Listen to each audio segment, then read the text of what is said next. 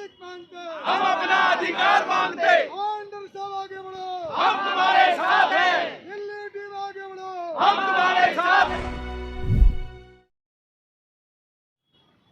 हमने वहाँ पर ईपीएफओ आंदोलन भिकाजी कामा प्लेस में आंदोलन किया। उसके बाद जो अभी यहाँ पे नई बिल्डिंग में लोग शिफ्ट हुए, कुछ अफसर्स यहाँ पे है, कुछ वहाँ पे है। तो यहाँ पे सीपीएफसी मैडम से मिलने के लिए हम यहाँ पे आए और यहाँ पर आने के बाद हम 2 एडिशनल सीपीएफसी के साथ हमारी मीटिंग हुई।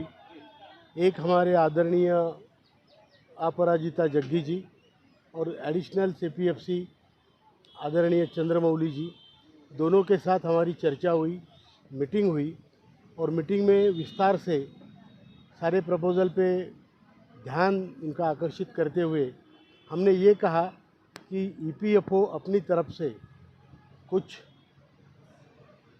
बात करें और कहें कि हम इतना दे सकते हैं, उसके बाद ही फाइनेंस मिनिस्ट्री भी उसमें कुछ डालेगी।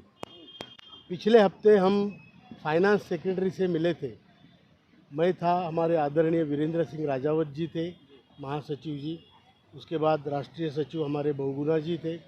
हम लोग एडिशनल सीपीएफसी जी से मिले थे, फाइनेंस सेक्रेटरी से मिले थे, टीवी सोमनाथन जी से। उन्होंने भी ये कहा था कि कुछ अगर सीपीएफसी कर सकते हैं तो कुछ हम लोग करेंगे और फाइनली होना ये पॉलिटिकल डिसीजन है और उसी की तरफ हम सबकी निगाहें हैं।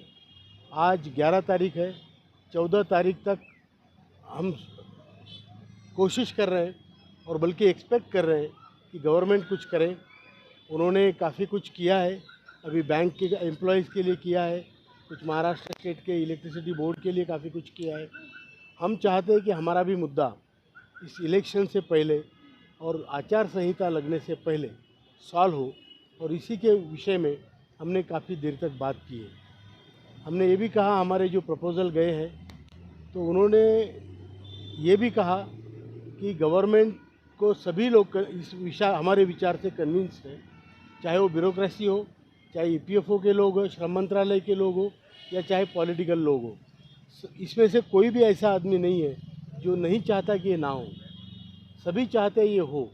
अभी ये विल पावर सबकी है, इसमें जो पॉलिटिकल विल का जो सवाल है वो शायद ये 4 दिन में कुछ ना कुछ होगा और हमारा काम होगा।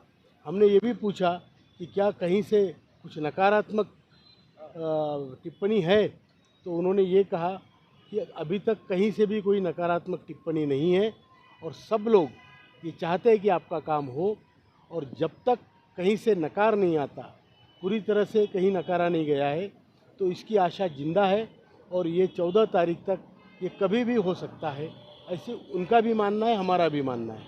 और हम चाहते हैं कि जल्दी से जल्दी इन लोगों को राहत मिले। हमारे वृद्ध पेंशनर हर दिन 200 से 250 लोग मर रहे हैं। हम चाहते हैं कि ये अन्याय, उनकी मौत तो सबकी आनी है, लेकिन उनको कम से कम भूखा ना मरना पड़े या उनको बिना मेडिसिन्स का ना मरना पड़े। इसलिए हमारी मांग जल्दी से जल्दी पूरी हो, उसमें स्वास्थ्य सुविधाएँ हो और हमारी 7,500 महंगाई भत्ते की मांग हो। अगर वो मांग पूरी तरह से नहीं होती है तो कुछ इंटरिम रिलीफ के तरीके से हमें कुछ न कुछ दिया जाना चाहिए। ये हमने कहा है।